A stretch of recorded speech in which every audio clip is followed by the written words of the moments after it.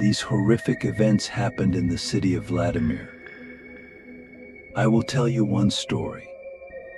It still haunts me to this day. My acquaintances, a young couple, bought an apartment in a 14-story building at the junction of Dobrosolskaya and Igorova. The apartment was sold with furniture and some items from the previous tenant. About 10 years ago, he disappeared, and all this time the premises were vacant. The owners could not find either tenants or buyers.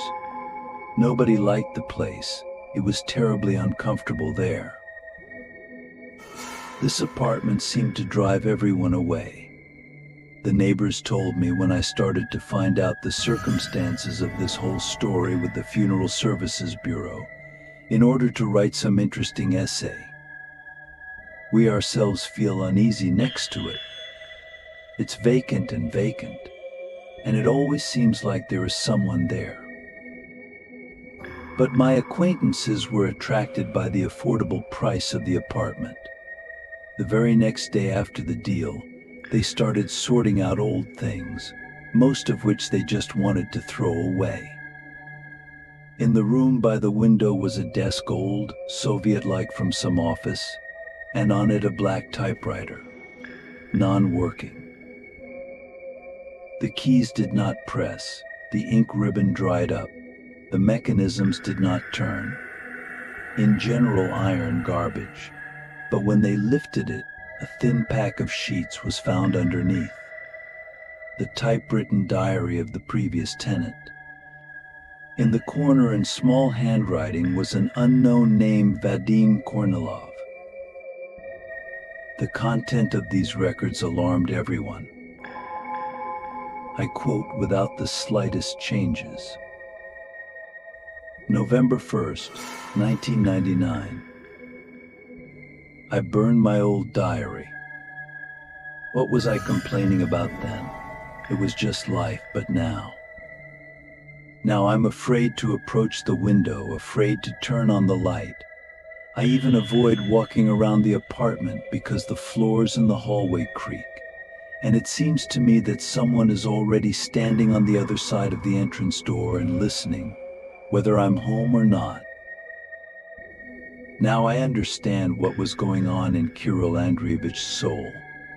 He so wanted to tell about his trouble, wanted to warn all of us, but he could not.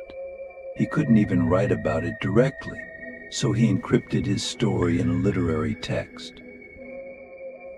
I'm still trying to wake myself up, asking God for all this to turn out to be the most terrible dream, but I can't wake up. If this is a dream, then I'm locked in it.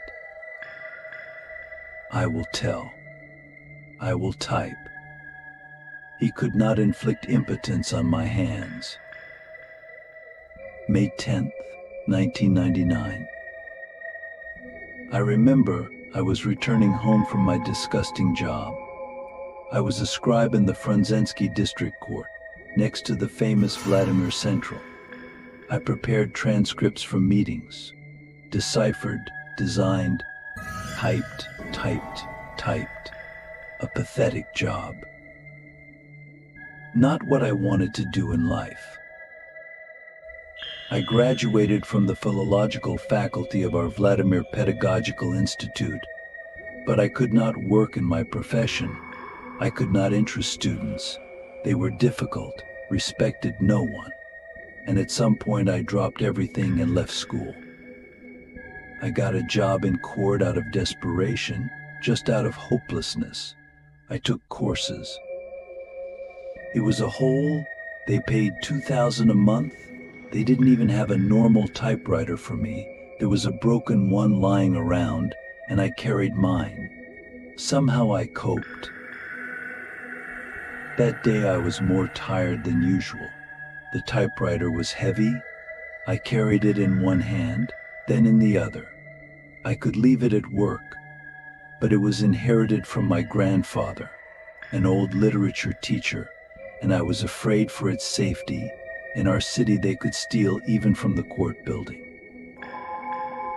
The court hearing lasted 8 hours, They were considering the case of a group of murderers.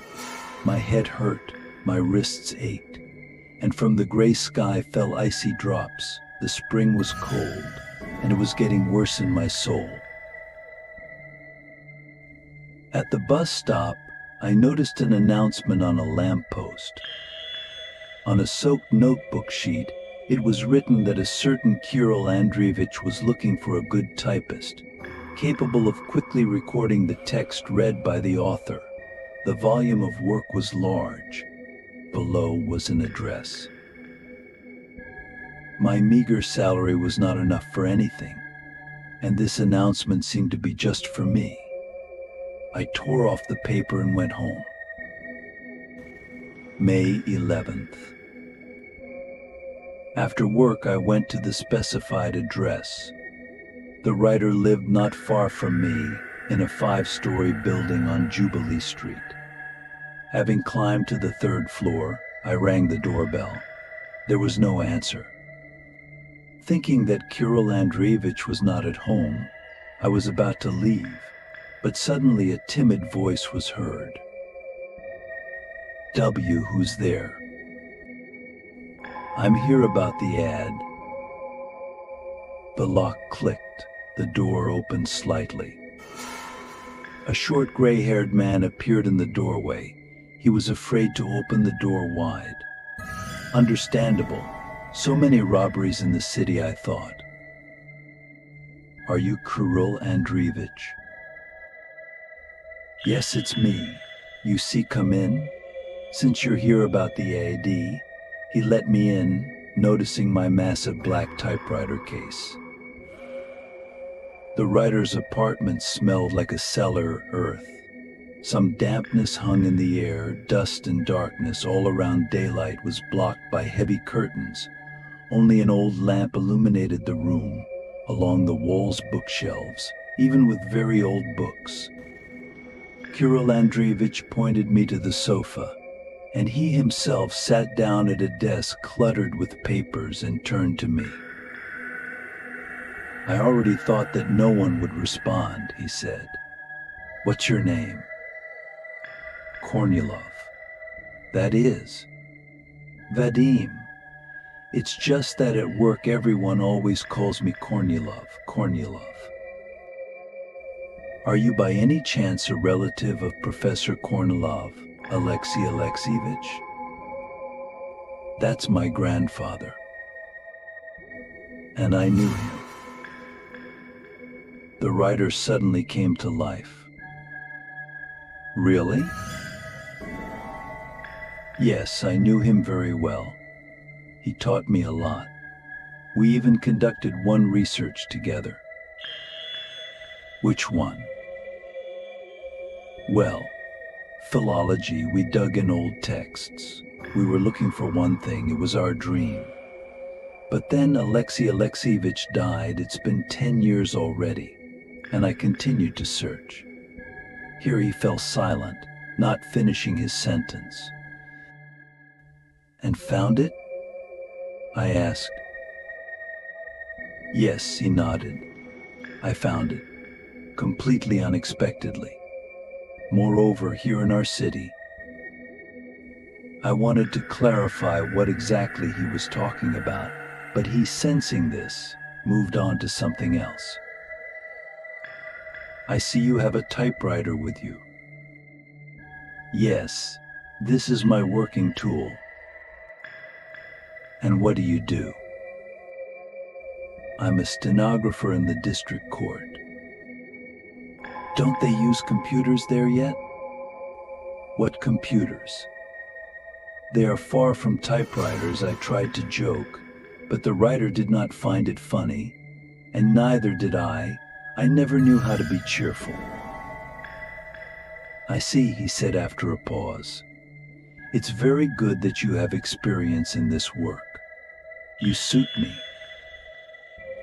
And what exactly will you be reading?" "A novel.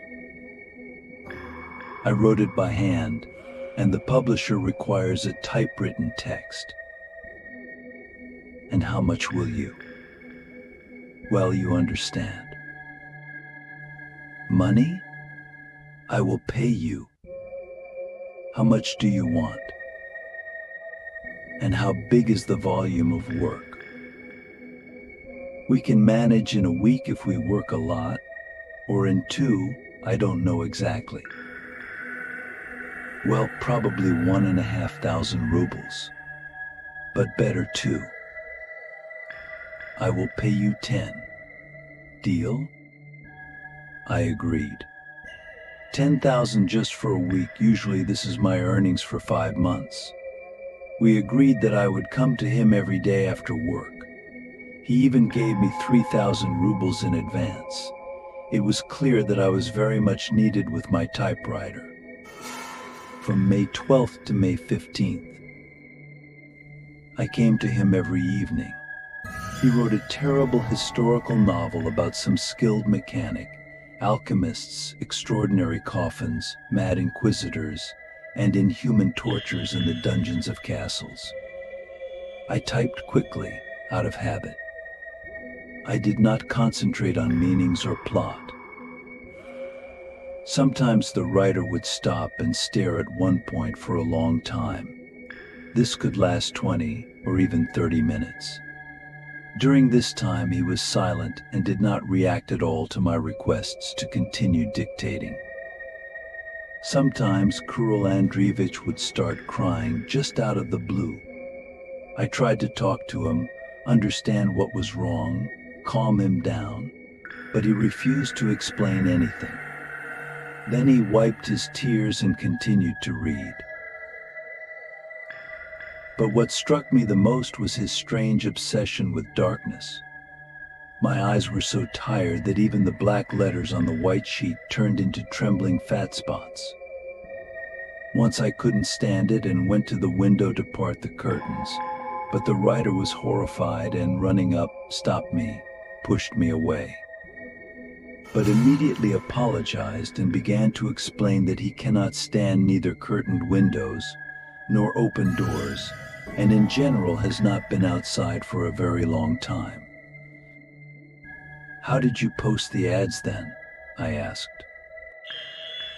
It wasn't me, it was a neighbor at my request.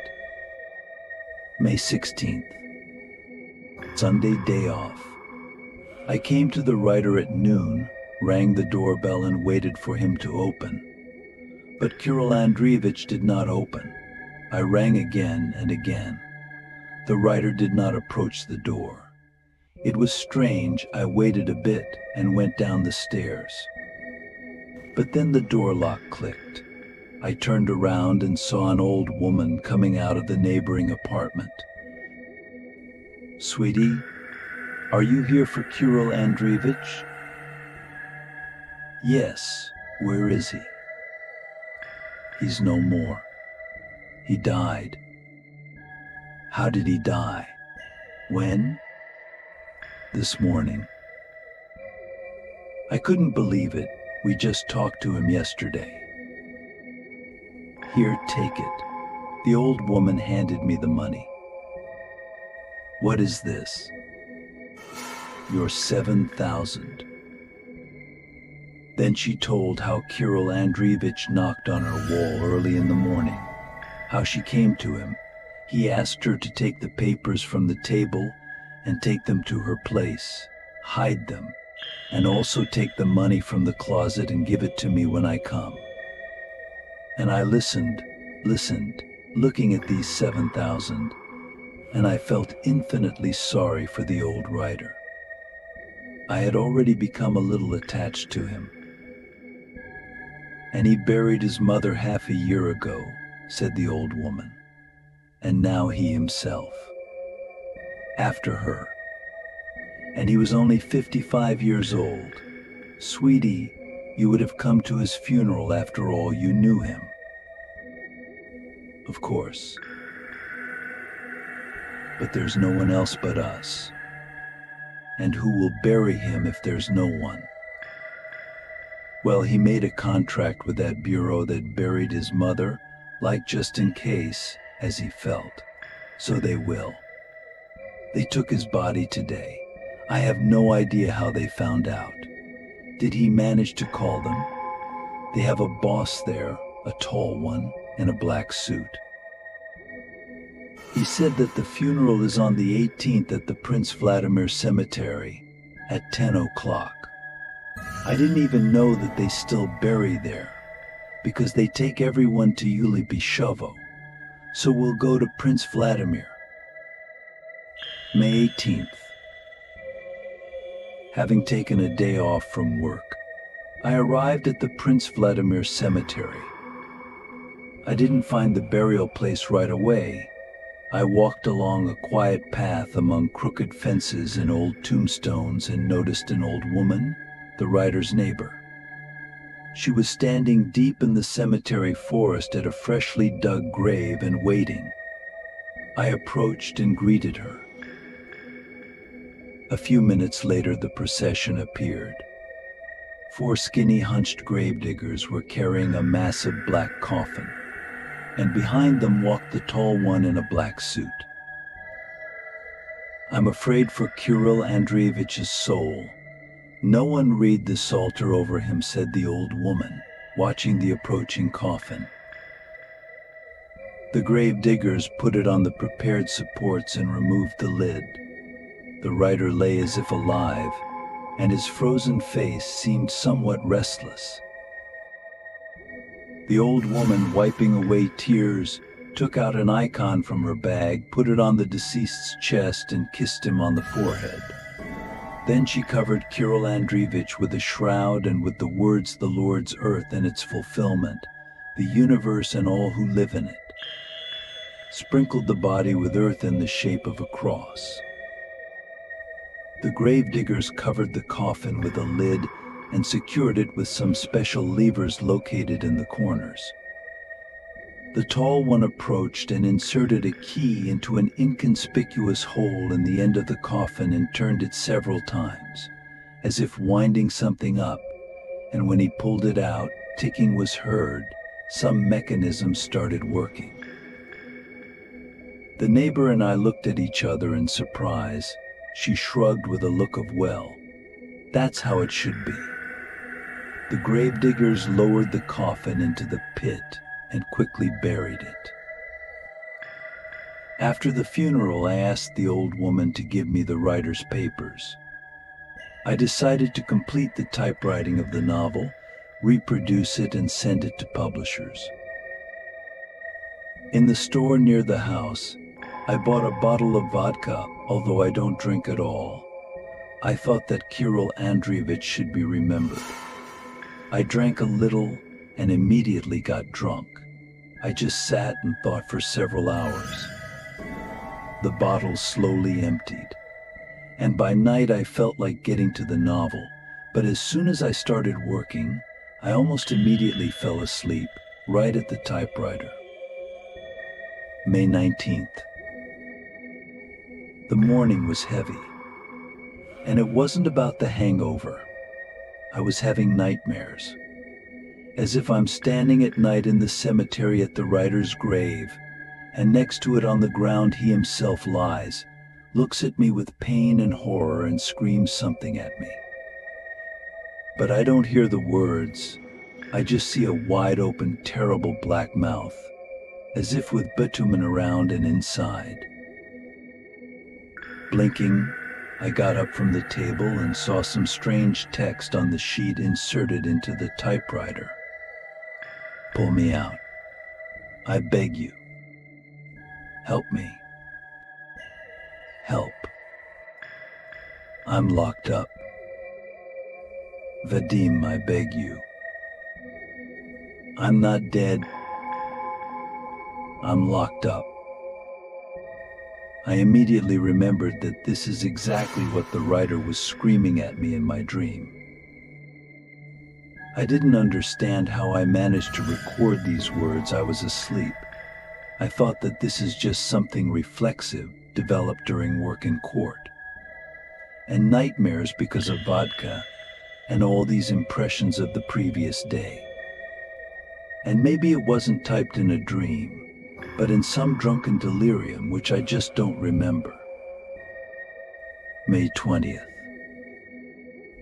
The work of the 19th piled up terribly, and the head was still aching and aching. Having returned home, I collapsed into bed and immediately fell asleep. And again I saw that dream, but it was even worse. The writer was pulling his frozen black hands towards me, baring his teeth with malice and shouting something, but I again heard nothing. May 21st.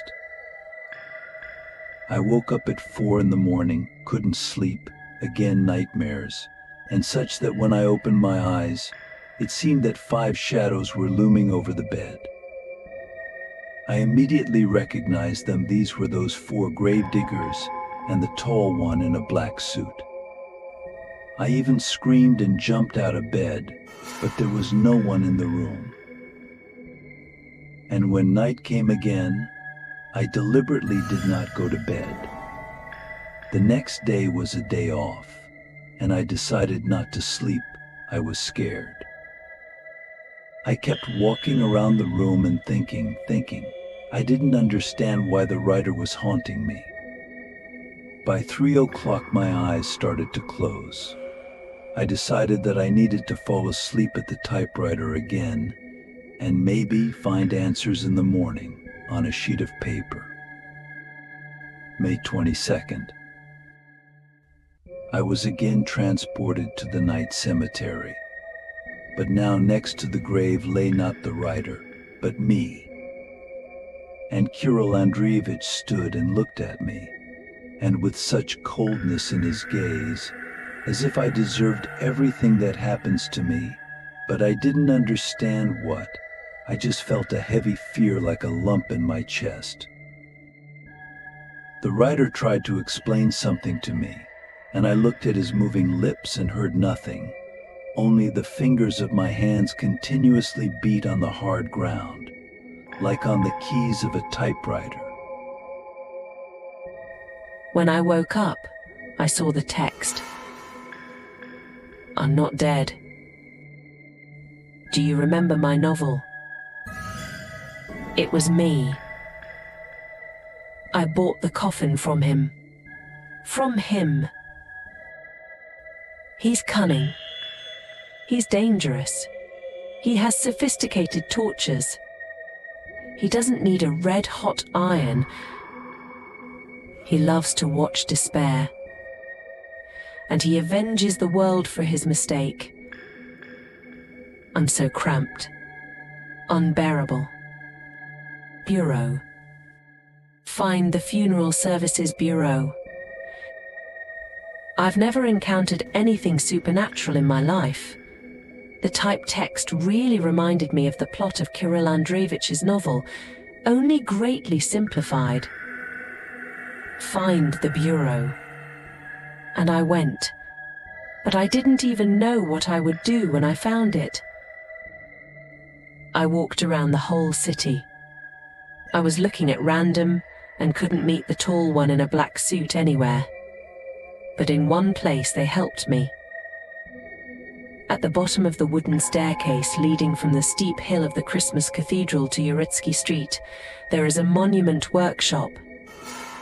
I struck up a conversation there with one of the workers, painting new grave fences. He told me that recently some strange people opened a funeral bureau right on the Sungir wasteland outside the city. They put up some crooked little house there. They work. Most likely at a loss. Who will come to them there? Some weirdos. Having arrived there, I walked from the bus stop to the extensive garage cooperative behind it Sungir began. 2 homeless people were sitting on the heating pipes. I asked them in which direction to look for the bureau. They showed. And on the wasteland near the ruins of the old garbage incineration plant, I saw a dilapidated building, built as if from the junk lying around everywhere. Above the entrance was a signed Funeral Services Bureau. I pushed the door and cautiously entered. Inside it was dirty, dried clods of earth on the floor, cobwebs in the corners, dead flies on the windowsill. Along the walls were coffins and wreaths, and it seemed to me that they were all used. And suddenly someone started talking to me. I don't remember our dialogue exactly, but I'll try to convey.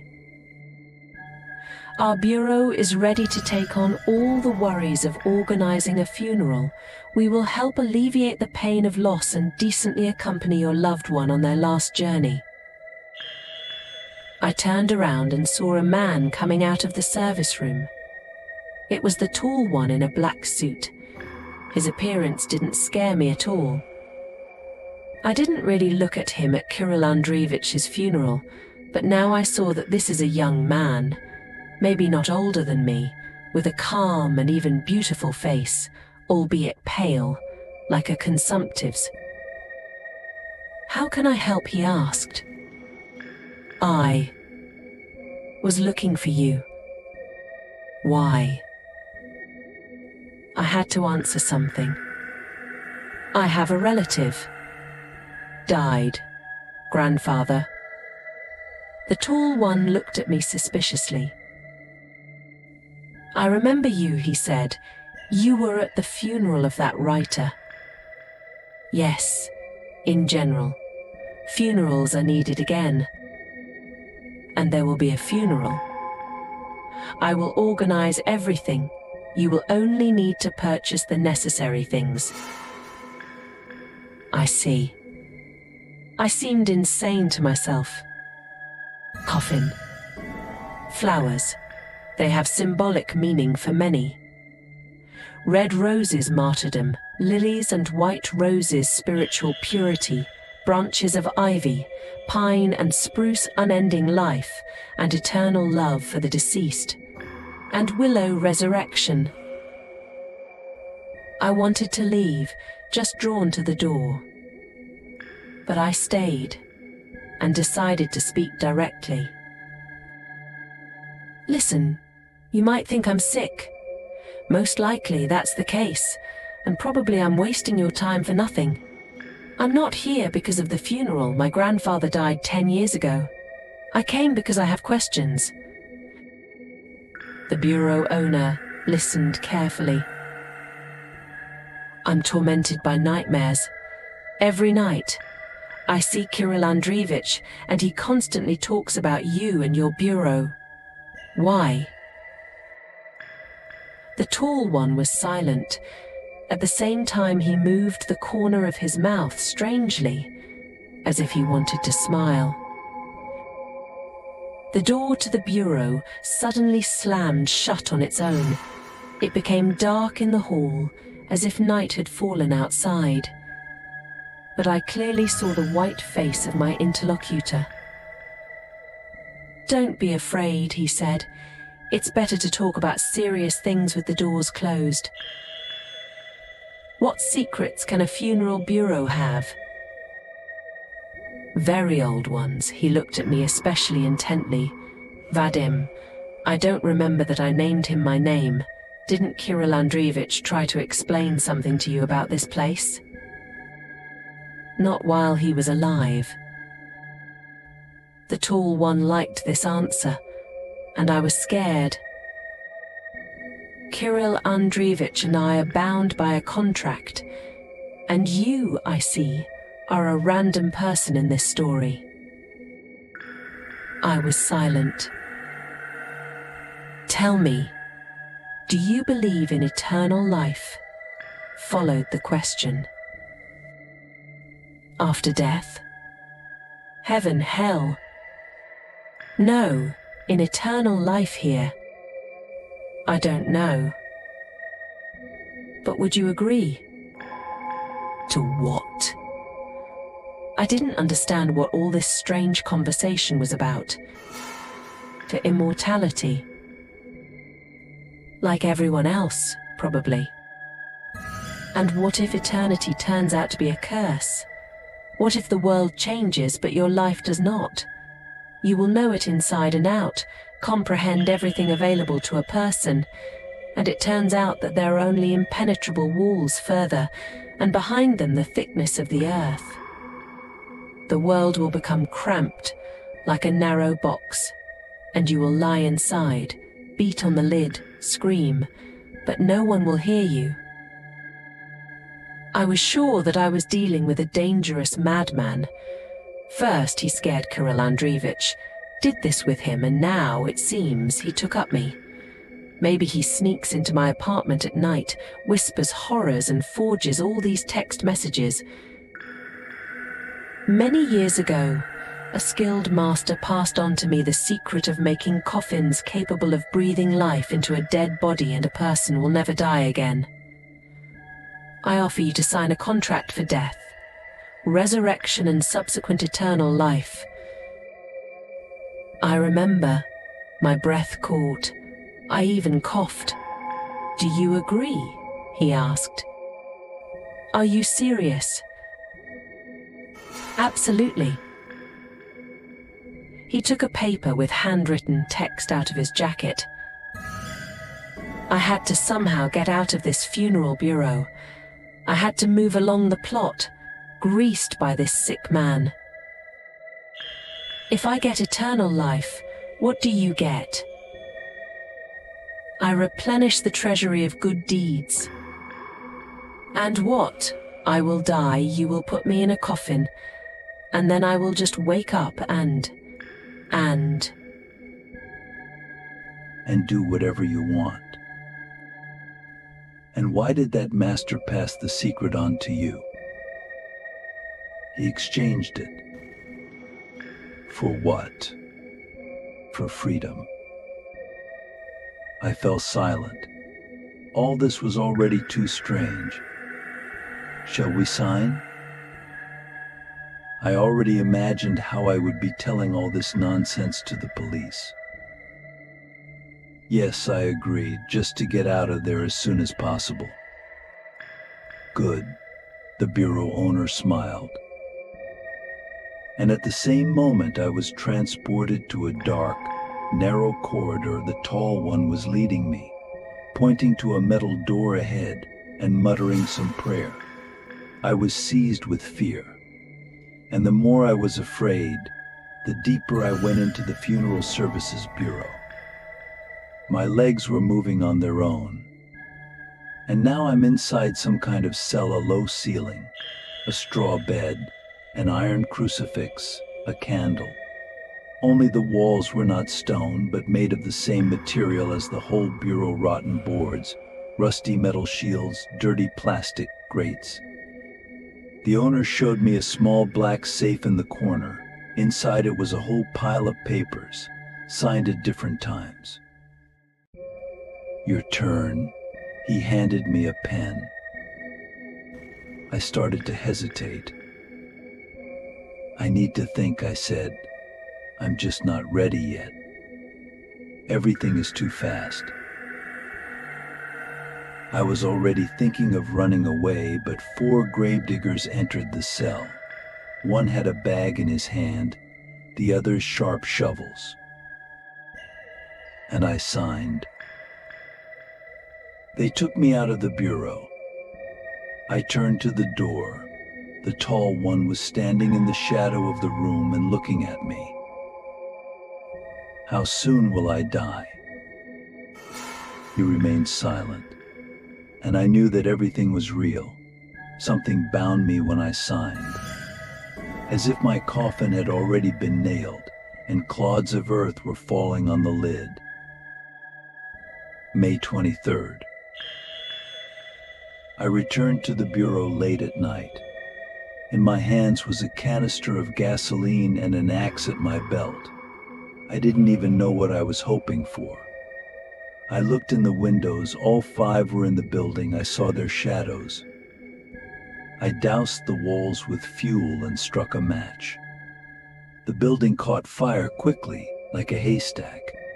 I stood opposite the door, held the axe, and waited for the creatures to start jumping out onto the street, but no one appeared. Only screams came through the crackle of the fire. The bureau was far from residential buildings and from the road, and I knew that the firefighters would not appear soon, if they appeared at all. After an hour, a sudden downpour extinguished the burning walls, and I went for the safe. It was early morning when I dragged the metallic black cube to the house. I put it on the floor and collapsed to sleep. This time I didn't dream of anything. From May 24th to May 26th. For 3 days I opened the safe, and only on the evening of May 26th did I succeed. Inside were hundreds of contracts. They belonged to people from different cities, countries, and centuries. The oldest ones were in Latin and dated to the 15th century. I found the writer's contract. It was whiter than the others, already yellowed. But I didn't find my contract. I rummaged through the papers again, but it simply wasn't among them. For some reason, they didn't put it in the safe. I convinced myself that my contract burned along with the tall one in a black suit, in the pocket of his jacket. I burned everything that was in the safe and poured the ashes out the window, and at night I had a dream. I stood on a green hill in the middle of an endless bright field and looked into the distance. Some people were walking towards the sun setting on the horizon. Among them was Kirill Andreevich. He stopped, looked in my direction, and immediately appeared next to me. "Thank you," he said. I was so glad to see him, but gradually something began to change in his face. It seemed to darken, became gloomy, and the writer handed me a crumpled piece of paper. I unfolded it. It was my unburned contract. At the same moment, I was transported to the Prince Vladimir Cemetery. I was lying at the bottom of the grave, and above stood the tall one in a black suit, and was throwing willow branches at me. May 27th. I was wandering the street and thinking about my dream, refusing to believe that my contract had survived. It seemed impossible to me. Having reached Dobroselsky Park, I met a friend. "What's wrong with you?" he asked. I probably looked terrible. I didn't hope that this person would believe me, but I decided to tell him everything, even if he decides that I'm crazy. But I couldn't tell. Every time I opened my mouth, my tongue went numb and couldn't string together a single word about the Funeral Services Bureau. That's how I understood that the contract was intact and valid. November 1st. Every hour, every minute I wait for death. It will come. Several times I returned to the ashes but could not find the contract. I thought at least a piece would be found. I would burn it and save myself. But all in vain. Some homeless man thought I was looking for something to live on: money, valuables, non-ferrous metal. "Well, everything has been rummaged through here long ago," he shouted at me. Then he told me that he was at the ashes the very morning after the fire and saw how they took away the charred remains of 5 people. The police found a canister of gasoline. A case was initiated. I understand that charred remains will not put me in a coffin, will not bury me in the ground, and I will not wake up in the grave. It will just be death. But I am still tormented by anxiety. I multiplied and sent Kirill Andreevich's novel to publishers, but so far no one has responded. Probably not interested. It's written a bit complicated. Let it lie. The main thing is that it exists. Now there will be my story too. I still couldn't figure out whether Vadim Kornilov wrote the truth in his diary or it's just a fictional story. But when I went around asking the residents of that 14-story building, a lot was confirmed. Vadim lived alone. His parents were somewhere far away. He rented an apartment from acquaintances for some symbolic money. For some time, the guy studied at the institute, Then he was dragging somewhere with a typewriter, was silent, unfriendly, and at some point just disappeared. He had a grandfather, Professor Kornilov. Kirill Andreevich, a member of the Union of Writers of Russia, lived in the city. I didn't find any traces of the ashes at the old waste incineration plant. The homeless people hanging around there don't remember anything. They don't know anything. But what's interesting is that once a neighbor near Vadim's apartment noticed suspicious people dressed all in black. There were 5 of them, and they smelled a bonfire.